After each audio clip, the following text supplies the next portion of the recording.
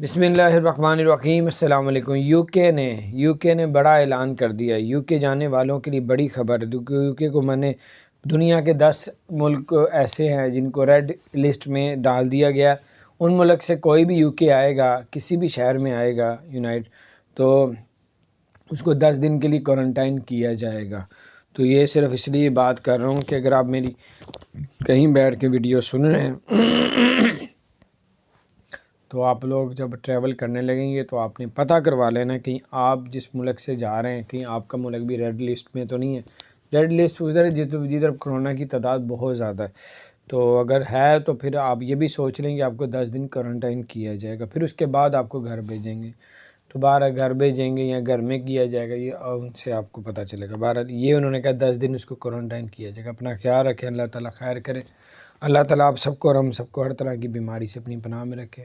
السلام علیکم ورحمۃ اللہ۔